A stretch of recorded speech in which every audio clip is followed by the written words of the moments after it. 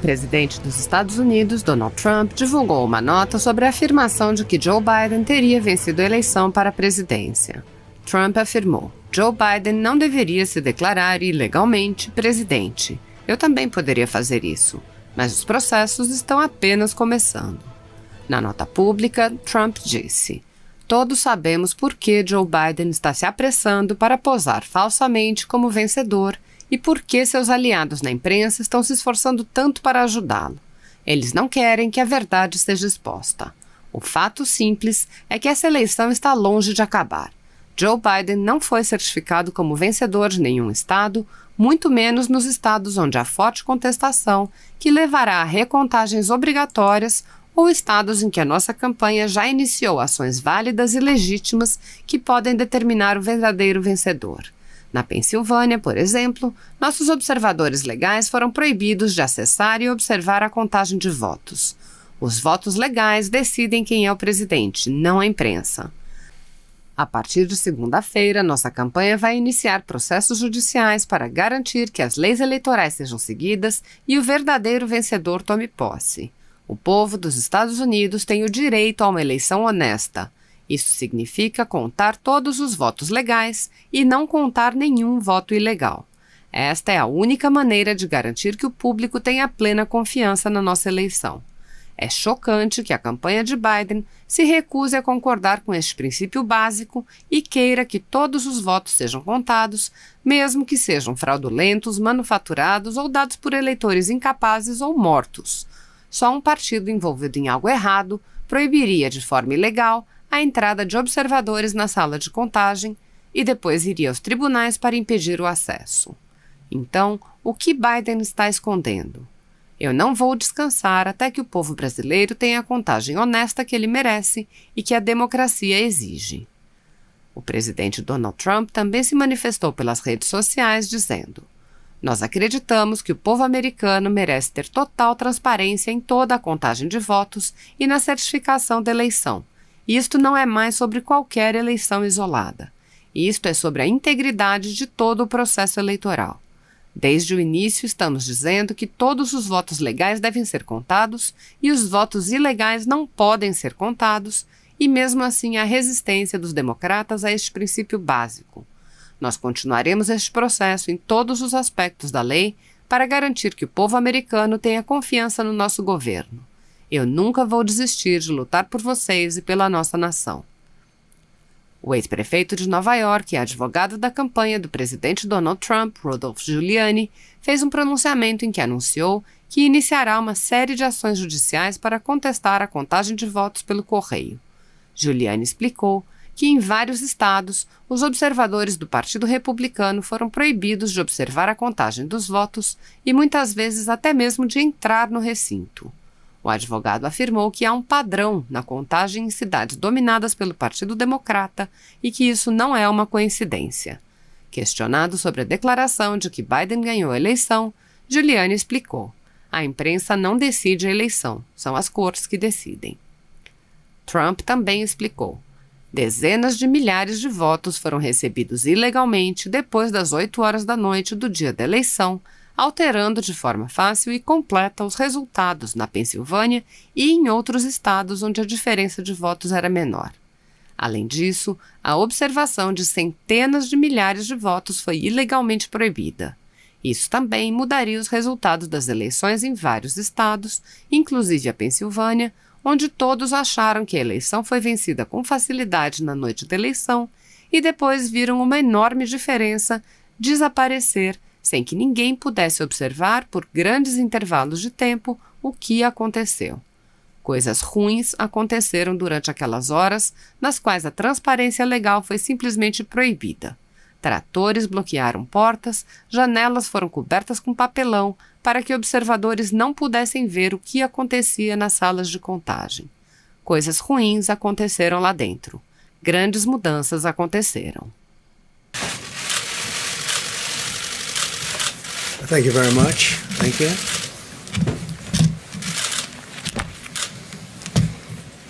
Good evening. I'd like to provide the American people with an update on our efforts to protect the integrity of our very important 2020 election If you count the legal votes, I easily win.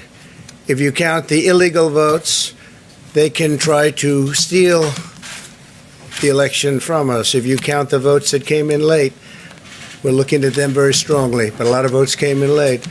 I've already decisively won many critical states, including massive victories in Florida, Iowa, Indiana, Ohio. To name just a few, we won these and many other victories despite historic election interference from big media, big money, and big tech. As everybody saw, we won by historic numbers. And the pollsters got it knowingly wrong. They got it knowingly wrong. We had polls that were so ridiculous, and everybody knew it at the time. There was no blue wave that they predicted. They thought there was going to be a big blue wave. That was false. It was done for suppression reasons. But instead, there was a big red wave.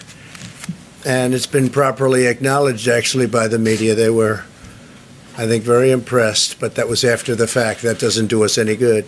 We kept the Senate despite having twice as many seats to defend as Democrats, and in a really much more competitive states. We did a fantastic job with the Senate. I think we're very proud of what's happened there. We had many more seats to defend. They spent almost $200 million on Senate races in South Carolina and Kentucky alone, 2 races, and hundreds of millions of dollars overall against us. At the national level, our opponents' major donors were Wall Street bankers and special interests. Our major donors were police officers, farmers, everyday citizens. Yet for the first time ever, we lost 0 races in the House. I was talking to Kevin McCarthy today. He said he couldn't believe it. 0 races, very unusual thing, 0. And actually won many new seats with, I think, many more on the way. This was also the year of the Republican woman.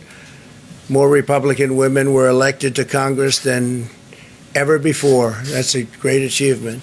I won the largest share of non-white voters of any Republican in 60 years, including historic numbers of Latino, African American, Asian American, and Native American voters, the largest ever in our history. We grew our party by 4 million voters, the greatest turnout in Republican Party history. Democrats are the party of the big donors, the big media, the big tech, it seems, and Republicans have become the party of the American worker, and that's what's happened. And we're also, I believe, the party of inclusion. As everyone now recognizes, media polling was election interference in the truest sense of that word, by powerful special interests. These really phony polls, I have to call them phony polls, fake polls, were designed to keep our voters at home, create the illusion of momentum for Mr. Biden, and diminish Republicans' ability to raise funds. They were what's called suppression polls. Everyone knows that now. And it's never been used to the extent that it's been used on this last election. To highlight just a few examples, the day before election, Quinnipiac, which was wrong on every occasion that I know of, had Joe Biden up by 5 points in Florida, and they were off by 8.4 points, and I won Florida easily. So they had me losing Florida by a lot, and I ended up winning Florida by a lot. Other than that, they were very accurate. They had him up 4 points in Ohio, and they were up by 12.2 points. And I also won Ohio, great state of Ohio, very easily. The Washington Post had Biden up 17 points in Wisconsin, and it was basically even. They were off by about 17 points. And they knew that. They're not stupid people. They knew that. Suppression. There are now only a few states yet to be decided in the presidential race. The voting apparatus of those states are run in all cases by Democrats. We were winning in all the key locations by a lot, actually. And then our numbers started miraculously getting whittled away in secret. And they wouldn't allow legally permissible observers. We went to court in a couple of instances, and we were able to get the observers put in. And when the observers got there, they wanted them 60, 70 feet away, 80 feet, 100 feet away, or outside the building to observe people inside the building. And we won a case, a big case, and we have others happening. There are lots of litigation, even beyond our litigation. There's tremendous amount of litigation generally because of how unfair this process was. And I predicted that. I've been talking about mail-in voting for a long time. It's really destroyed our system. It's a corrupt system, and it makes people corrupt even if they aren't by nature, but they become corrupt. It's too easy. They want to find out how many votes they need, and then they seem to be able to find them. They wait, and then they find them. And you see that on election night. We were ahead in vote in North Carolina by a lot, tremendous number of votes. And we're still ahead by a lot, but not as many, because they're finding ballots all of a sudden. Oh, we have some mail-in ballots. It's amazing how those mail-in ballots are so one-sided, too. I know that it's supposed to be to the advantage of the Democrats, but in all cases, they're so one-sided. We were up by nearly 700,000 votes in Pennsylvania. I won Pennsylvania by a lot, and that gets whittled down to, I think they said now we're up by 90,000 votes, and they'll keep coming and coming and coming. They find them all over, and they don't want us to have any observers, although we won a court case. The judge said you have to have observers. Likewise in Georgia, and they're appealing. Actually, they're appealing. We won a case that we want people to watch, and we want observers, and they're actually appealing, which is sort of interesting. I wonder why they'd appeal, that all we want to do is have people watch as they do the vote tabulations. Likewise in Georgia, I won by a lot, with a lead of over getting close to 300,000 votes on election night in Georgia. And by the way, got whittled down, and now it's getting to be to a point where I'll go from winning by a lot to perhaps being even down a little bit. In Georgia, a pipe burst in a faraway location, totally unrelated to the location of what was happening, and they stopped counting for 4 hours, and a lot of things happened. The election apparatus in Georgia is run by Democrats. We also had margins of 300,000 in Michigan. We're way up in Michigan, won the state. And in Wisconsin, we did likewise fantastically well. And that got whittled down. In every case, they got whittled down. Today, we're on track to win Arizona. We only need to carry, I guess, 55% of the remaining vote, 55% margins. And that's a margin that we've significantly exceeded. So we'll see what happens with that. But we're on track to do okay in Arizona. Our goal is to defend the integrity of the election. We'll not allow the corruption to steal such an important election, or any election for that matter. And we can't allow anybody to silence our voters and manufacture results. I've been doing a lot of public things for a long time. I've never had anything that's been as inspirational, by people calling, talking, sending things to us. I've never seen such love and such affection and such spirit as I've seen for this. People know what's happening, and they see what's happening, and it's before their eyes. And there are many instances which will be reported very shortly. There's tremendous litigation going on, and this is a case where they're trying to steal an election. They're trying to rig an election, and we can't let that happen. Detroit and Philadelphia, known as two of the most corrupt political places anywhere in our country, easily cannot be responsible for engineering the outcome of a presidential race, a very important presidential race. In Pennsylvania, Democrats have gone to the state Supreme Court to try and ban our election observers, and very strongly. Now, we won the case, but they're going forward. They don't want anybody in there. They don't want anybody watching them as they count the ballots. And I can't imagine why. There's absolutely no legitimate reason why they would not want to have people watching this process, because if it's straight, they should be proud of it. Instead, they're trying, obviously, to commit fraud. There's no question about that. In Philadelphia, observers have been kept far away, very far away, so far that people are using binoculars to try and see, and there's been tremendous problems caused. They put paper on all of the windows so you can't see in, and the people that are banned are very unhappy and become somewhat violent. The 11th Circuit ruled that in Georgia the votes have been in by Election Day, that they should be in by Election Day, and they weren't. Votes are coming in after Election Day. And they had a ruling already that you have to have the votes in by Election Day. To the best of my knowledge, votes should be in by Election Day. And they didn't do that. Democrat officials never believed they could win this election honestly. I really believe that. That's why they did the mail-in ballots, where there's tremendous corruption and fraud going on.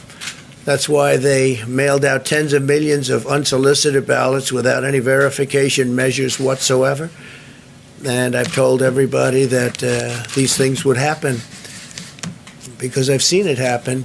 I watched a lot of different elections before they decided to go with this big, massive election with tens of millions of ballots going out to everybody, in many cases totally unsolicited. This was unprecedented in American history. This was by design, despite years of claiming to care about the election security. They refused to include any requirement to verify signatures, identities, or even determine whether they're eligible or ineligible to vote. People are walking in there. They have no idea. They're just taking numbers. They're writing down things, the workers, and doing a lot of bad things. And we have a lot of information coming and litigation that you'll see that will shake even you people up. And you've seen it all. The officials overseeing the counting in Pennsylvania and other key states are all part of a corrupt Democrat machine that you've written about, and for a long time you've been writing about the corrupt Democrat machine. I went to school there, and I know a lot about it. It hasn't changed. It's a long time ago, and hasn't changed. It's gotten worse. In Pennsylvania, partisan Democrats have allowed ballots in the state to be received 3 days after the election, and we think much more than that. And they're counting those without even postmarks or any identification whatsoever. So you don't have postmarks, you don't have identification. There have been a number of disturbing irregularities across the nation. Our campaign has been denied access to observe any counting in Detroit. Detroit is another place. And I wouldn't say it has the best reputation for election integrity. Poll workers in Michigan were duplicating ballots, but when our observers attempted to challenge the activity, those poll workers jumped in front of the volunteers to block their view so that they couldn't see what they were doing. And it became a little bit dangerous. One major hub for counting ballots in Detroit covered up the windows again with large pieces of cardboard. And so they wanted to protect and block the counting area. They didn't want anybody seeing the counting, even though these were observers who were legal observers that were supposed to be there. In Detroit, there were hours of unexplained delay in delivering many of the votes for counting. The final batch did not arrive until 4 in the morning, and even though the polls closed at 8 o'clock, so they brought it in, and the batches came in, and nobody knew where they came from. We've also been denied access to observe in critical places in Georgia. In multiple swing states, counting was halted for hours and hours on election night, with results withheld from major Democrat-run locations only to appear later. And they suddenly appeared, and they all had the name Biden on them, or just about all. I think almost all. They all had the name Biden on them, which is a little strange. I challenge Joe and every Democrat to clarify that they only want legal votes, because they talk about votes, and I think they should use the word legal votes. We want every legal vote counted, and I want every legal vote counted. We want openness and transparency, no secret count rooms, no mystery ballots, no illegal votes being cast after Election Day. You have Election Day, and the laws are very strong on that. You have an Election Day, and they don't want votes cast after Election Day, and they want the process to be an honest one. It's so important. We want an honest election. We want an honest count. And we want honest people working back there because it's a very important job. So that's the way this country is going to win. That's the way the United States will win. And we think we will win the election very easily. We think there's going to be a lot of litigation because we have so much evidence, so much proof, and it's going to end up perhaps at the highest court in the land. We'll see. But we think there'll be a lot of litigation because we can't have an election stolen like this. And I tell you, I have been talking about this for many months with all of you, and I've said very strongly that mail-in ballots are going to end up being a disaster. Small elections were a disaster. Small, very easy-to-handle elections were disastrous. This is a large-scale version, and it's getting worse and worse every day. We're hearing stories that are horror stories, absolute horror stories, and we can't let that happen to the United States of America. It's not a question of who wins, Republican, Democrat, Joe, myself. We can't let that happen to our country. We can't be disgraced by having something like this happen.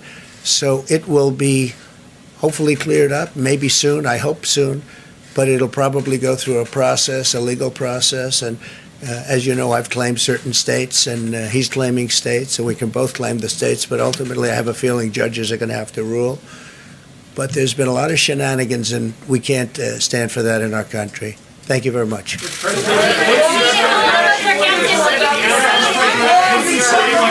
Loser.